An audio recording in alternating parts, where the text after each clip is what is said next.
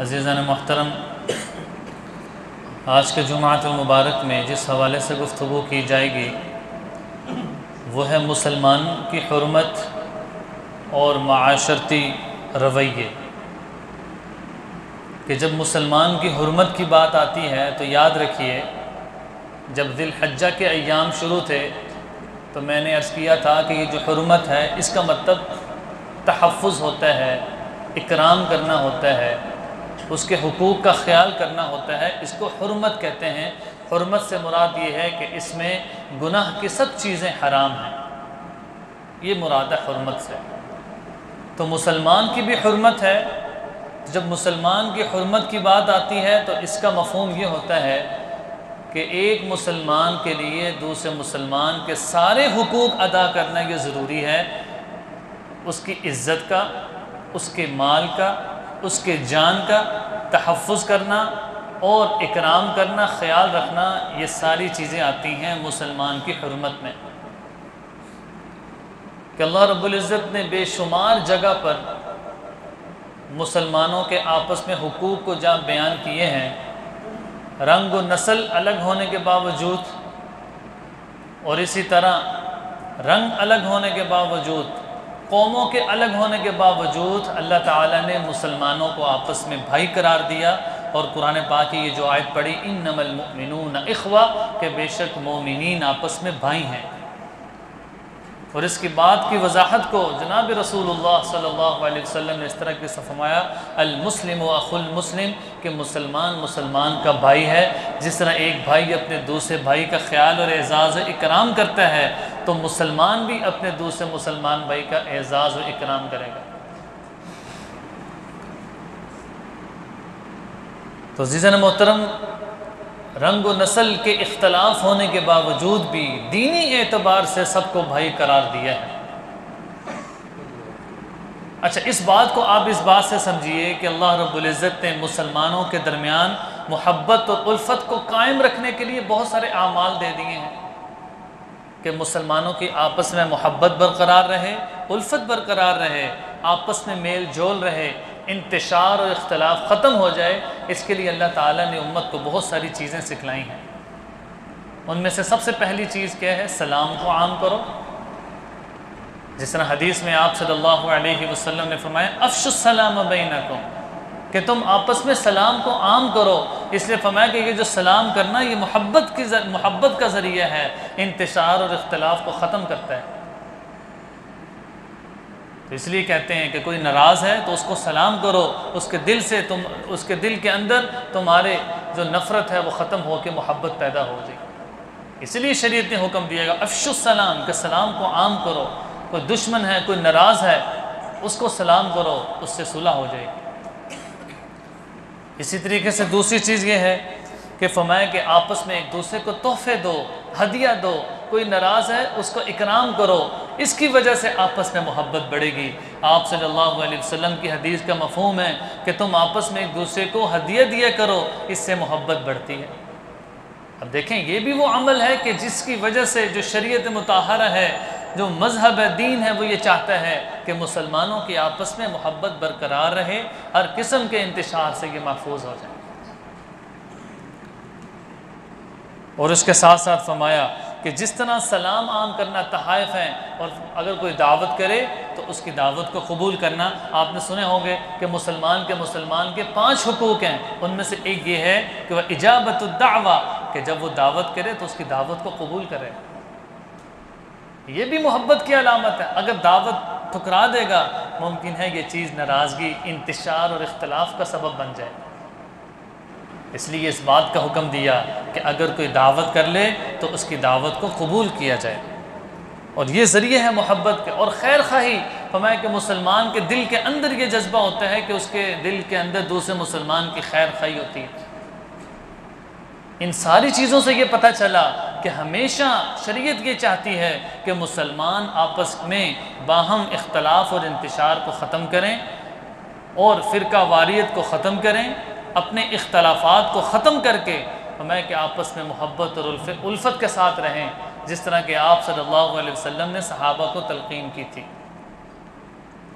اسی طرح حضرت جریر رضی اللہ عنہ کی ایک روایت ملتی ہے کہ جس میں انہوں نے فرمایا کہ آپ صلی اللہ علیہ وسلم بایعت رسول اللہ صلی اللہ علیہ وسلم ان تقیم الصلاۃ وتؤت الزکاۃ، کہ آپ صلی اللہ علیہ وسلم سے میں نے بیعت کی اس بات پر کہ نماز کا اہتمام کروں گا، زکوٰۃ کا اہتمام کروں گا، اور تیسری چیز یہ ارشاد فرمائی کہ میں ہمیشہ اپنے دل کے اندر مسلمانوں کی خیر خواہی رکھوں گا۔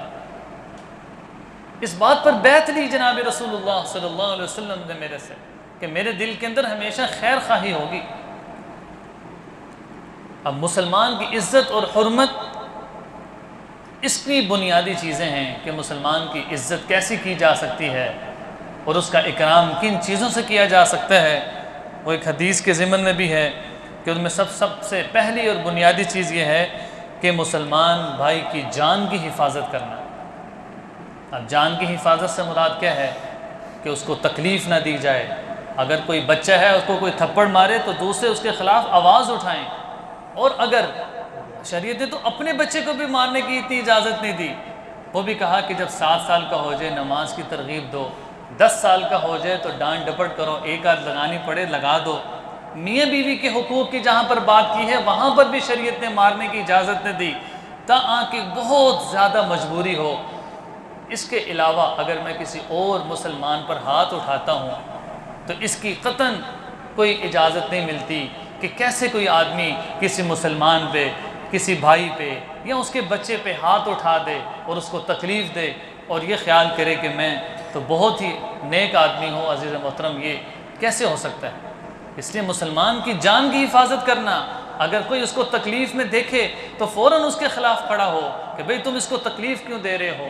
اس لیے آپ صلی اللہ علیہ وسلم کی حدیث المؤمن کجسد واحد، کہ مومنین تو ایک جسم کے مانند ہیں، اذا اشتکا عینہ اذا اشتکا کلہ، جب اس کی آنکھ میں درد ہوتی ہے تو پورے جسم میں درد ہوتی ہے، جب سر میں درد ہوتی ہے پورے جسم میں درد ہوتی ہے، یہ نہیں پورا جسم سکون میں ہوتا ہے۔ صرف میں کہ جو مسلمان ہیں ان کی مثال بھی یہ ہے، ایک مسلمان تکلیف میں ہے تو دوسرا فوراً اس کی خیر خواہی میں لگ جاتا ہے۔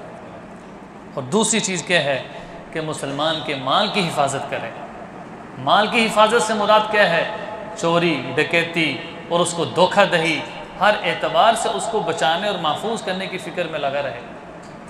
اگر کسی کی چوری ہو گئی اس کے ساتھ افسوس کیا جائے اور اس کے خلاف اٹھا جائے، اگر کسی کا کوئی نقصان ہو گیا مالی تو فوراً اس کے ساتھ آواز ملائی جائے اور اس کے ساتھ کھڑا ہوا جائے۔ میں کہ یہ ہے مسلمان کے مال کا تحفظ کرنا۔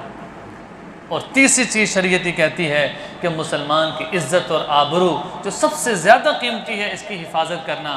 اب ایک مسلمان کیسے ہو سکتا ہے کہ دوسرے مسلمان کو طعن و تشریح دے، اس کی دل آزاری کرے، اس پر بہتان لگائے، اس پر الزامات لگائے، اس کی غیبت کرے، اس کی چغلی کرے اور اس کے بارے میں تجسس اپنے ذہن میں رکھے؟ فرمایا کہ یہی چیز معاشرے، خاندان، قبیلے، رشتہ داروں کے بگاڑ کا سبب بنتی۔ اس لیے جب حرمت کی بات آتی ہے تو یہ 3 بنیادی چیزیں ہیں کہ مسلمان کی جان کی حفاظت کرنا، مسلمان کے مال کی حفاظت کرنا اور اس کی عزت اور آبرو کی حفاظت کرنا۔ ان 3 چیزوں کی خاص طور پہ حفاظت کرنا۔ اگر کوئی ان 3 چیزوں کے خلاف جا رہا ہے تو اس کو روکنے کی پوری کوشش کی جائے۔ اس لیے آپ صلی اللہ علیہ وسلم نے جب خطبہ حجت الوداع ارشاد فرمایا تھا تو اس میں ایک جملہ ارشاد فرمایا تھا، ان دماءکم و اموالکم و اعراضکم بینکم حرام، کہ مسلمانوں تمہارا خون، تمہاری مال اور تمہارا جان آپس میں ایک دوسرے کے لیے حرام ہے، کہ تم کسی کی عزت نفس کو مجروح کرو، تم کسی کو ناحق قتل کر دو یا تم کسی کے مال کو ہڑپ کر لو۔ آپ صلی اللہ علیہ وسلم کا جو ایک مضمون خطبہ حجت الوداع جو بہترین کلمات کا جامع مفہوم ہے، آپ صلی اللہ علیہ وسلم نے اس میں بھی اس بات کی تلقین کی۔ اب اس کے پیچھے کیا چیز کار فرما ہے؟ مقصود یہ ہے کہ ہر قسم کے انتشار اور اختلاف سے مسلمانوں کو بچا لیا جائے۔ جب دل کے اندر احترام موجود ہوگا، کسی بچے کا احترام موجود ہے، بڑے کا احترام موجود ہے، تو یہ چیز اللہ رب العزت کو پسند ہے کہ ایک مسلمان دوسرے مسلمان کی خیر خواہی میں لگا ہوا ہے۔ اب احترام کا مفہوم کیا ہے کہ آپ صلی اللہ علیہ وسلم کی ایک حدیث ہے جس کا مفہوم ہے کہ من لم یرحم صغیرنا ولم یوقر کبیرنا فلیس منا، کہ جو چھوٹوں پر رحم نہیں کرتا، جو چھوٹوں پر شفقت نہیں کرتا، بڑوں پر رحم نہیں کرتا، علماء کی قدر نہیں کرتا، فرمایا کہ وہ ہمارے میں سے نہیں ہے۔ تو اس میں اس بات کی تلقین کی ہے چھوٹوں پہ شفقت جناب رسول اللہ صلی اللہ علیہ وسلم نے خود کر کے دکھا دی. اپنے نواسے حسن حسین رضی اللہ عنہما جو جنت کے سردار ہیں ان کے ساتھ آپ صلی اللہ علیہ وسلم کی شفقت مثالی ہے. اور اسی طرح جو دوسرے بچے ہیں آپ صلی اللہ علیہ وسلم کی ان کے ساتھ شفقت یہ تاریخ میں واضح ہے. اس لیے عزیز محترم ہمارا کام بھی یہ ہے کہ ہم چھوٹے کے ساتھ شفقت کے ساتھ پیش آئیں. اپنی اولاد ہے اس کو پیار محبت کے ساتھ ان کی تلقین کریں. اپنی زبان میں وہ تاثیر ہو کہ مارنے کی اجازت ہی نہ پڑے، بچے کو ڈانٹ کر اس کی اچھی تربیت ہو سکے. اور اسی طرح فرمایا کہ جو بچے ہیں ان کو حکم دیا کہ بڑوں کا احترام کریں، اگر وہ نہیں کریں گے تو وہ ہمارے میں سے نہیں. اور پھر تیسرا یہ فرمایا کہ جو علماء اکرام ہیں ان کی قدر کرنا یہ بھی ضروری ہے. اگر کوئی علماء کی قدر نہیں کرے گا تو وہ بھی ہماری امت میں سے نہیں. تو یہ احترام کا مفہوم سمجھایا ہے کہ جس میں بنیادی طور پہ دوسرے کی خیر خواہی ہے. اب اگر کوئی آدمی کسی کی عزت نفس مجروح کرتا ہے تو اس کے پیچھے جو بنیادی چیزیں ہیں وہ کیا ہیں؟ سب سے پہلی چیز غلط سوچ. یاد رکھیے جب ہم منفی سوچ سوچتے ہیں، کسی کے بارے میں غلط خیال اپنی طرف سے گھڑ لیتے ہیں تو یہ سبب بنتا ہے اختلاف اور انتشار کا. کہ کسی کے ذہن میں کیا ہے، کسی کے دل میں کیا ہے میں نہیں جانتا. اللہ کے علاوہ کون جان سکتا ہے کہ اس وقت میرے دل میں کیا بات ہے اور میرے ذہن میں کیا ہے؟ اللہ جانتا. لیکن اگر میں اس کو غلط سمجھ لوں گا تو یہ غلط سمجھنا اختلاف اور انتشار کا سبب بنتا ہے. اس لیے قرآن پاک کی آیت ہے یا ایھا الذین آمنوا اجتنبوا کثیرا من الظن، اے ایمان والو کہ تم بدگمانی سے بچو. ان بعض الظن اثم، اس لیے کہ بعض جو گمان ہے وہ گناہ ہوتے ہیں. ولا تجسسوا، تم ایک دوسرے کا تجسس نہ کرو، ٹو میں نہ لگو. ولا یغتب بعضکم بعضا، نہیں تم میں سے بعض کی غیبت کریں. اب غیبت اور بہتان کیا ہے؟ کہ ایک آدمی کسی دوسرے کے خلاف کوئی بات کرتا ہے، وہ ایسی بات کہ اگر اس کو پتہ چلے اس کو ناپسند ہو، میں کہ یہ غیبت ہے. تو صحابہ نے پوچھا یا رسول اللہ اگر وہ عیب اس آدمی میں موجود ہے، مثال کے طور پہ ایک آدمی چھوٹے قد کا ہے، یہ کہتے وہ تو ٹھیک نہ ہے، میں کہ یہ غیبت ہے. اگر اس کے سامنے یہ بات کی جائے گی تو اس کو برا لگے گا. صحابہ نے عرض کیا یا رسول اللہ اگر وہ عیب اس میں واقع موجود ہے اور ہم کسی کے ساتھ تذکرہ کریں تو پھر بھی غیبت ہے. آپ صلی اللہ علیہ وسلم نے فرمایا کہ پھر ہی تو غیبت ہے. اگر وہ عیب اس میں موجود نہیں ہے پھر تو یہ بہتان ہے، پھر تو الزام ہے. تو اس لیے عزیز محترم یہ وہ چیزیں ہیں کہ جو اختلاف اور انتشار کو ختم کرتی ہیں. جب ہم ان کو چھوڑیں گے، آپس میں احترام کا جذبہ ہوگا اور مسلمان کی حرمت کو ملحوظ خاطر رکھیں گے تو اس وقت کسی قسم کا اختلاف اور انتشار نہیں ہوگا. اسی طرح مذاق اڑانا، کسی کو الٹا نام لینا، یہ وہ ساری چیزیں ہیں کہ جو مسلمان کی عزت نفس کو مجروح کرتی ہیں. دوست ہے اس کے ساتھ بے تکلفی ہے لیکن اتنی تکلیف کہ جس سے اس کی دل آزاری ہو، شریعت کی اس کی اجازت ہی نہیں دیتی. مذاق کر رہا ہے لیکن مذاق کا مقصد یہ نہیں ہے کہ کسی کی دل آزاری کی جائے، وہ تو ایک استراحہ ہے. اگر استراحہ اس میں موجود ہے تو ٹھیک، ورنہ اسی طرح آپ صلی اللہ علیہ وسلم کے زمانے میں بھی مذاق کی صورت ملتی ہے لیکن اس میں ہرگز مطلب یہ نہیں کہ کسی کی دل آزاری ہو. جس طرح ایک مثال ہے کہ ایک بوڑھی آئی جناب رسول اللہ صلی اللہ علیہ وسلم کے پاس کہ یا رسول اللہ کیا میں جنت میں جاؤں گی؟ تو آپ صلی اللہ علیہ وسلم نے فرمایا کہ بوڑھی تو جنت میں جائے گی نہیں. وہ پریشان ہونے لگی، رونے لگی. آپ صلی اللہ علیہ وسلم نے فرمایا کہ بوڑھی نہیں جائے گی تو جوان ہو کے جنت میں جائے گی.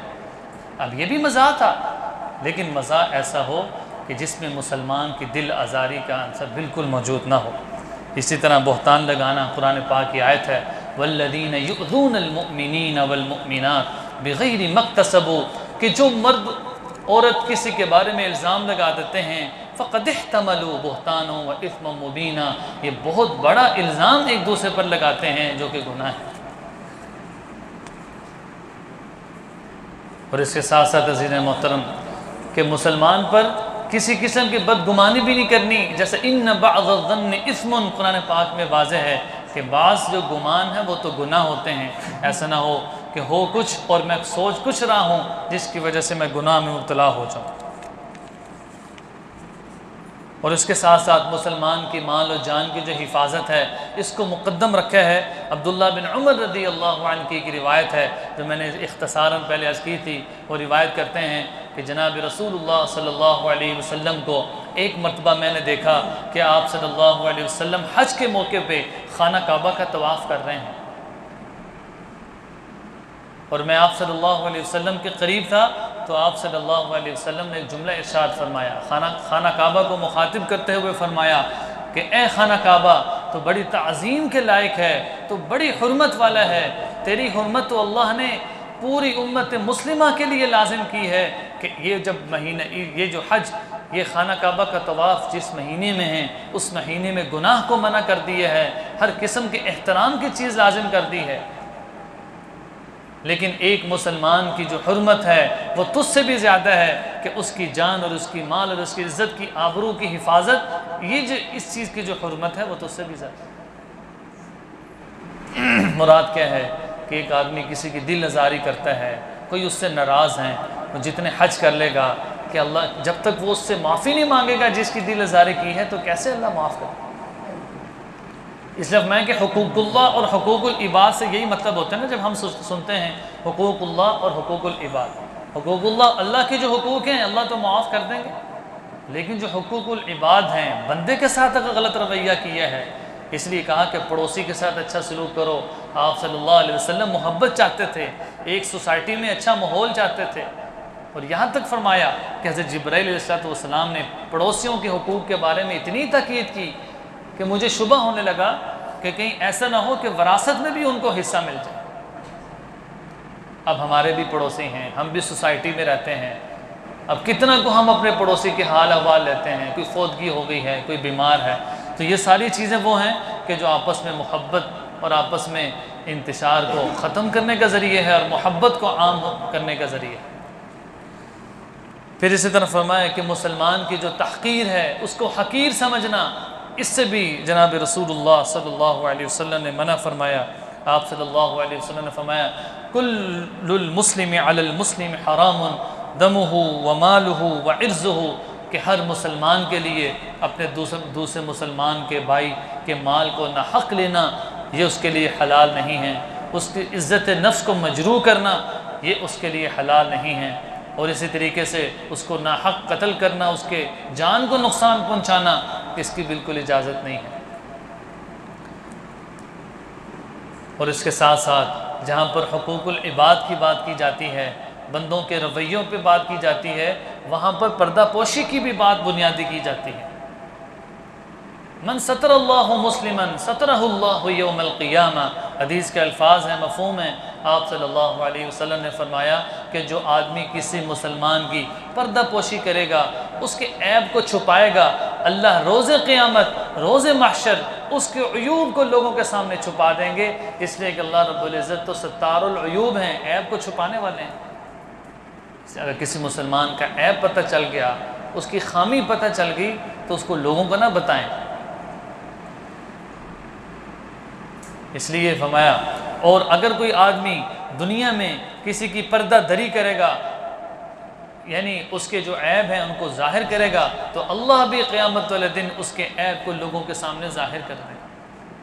اس لیے اگر کوئی کسی میں عیب موجود ہے، کوئی کمی موجود ہے، تو اس کو بھی چھپانے کی کوشش کریں، اس لیے کہ شریعت نے کہا ہے من ستر اللہ مسلما سترہ اللہ یوم القیامہ، کہ جب مسلمان کی پردہ پوشی کر رہا ہے، اس کے عیوب پر پردہ ڈال رہا ہے، تو اللہ رب العزت بھی روز قیامت اس کے سارے عیوب پر پردہ ڈالیں گے۔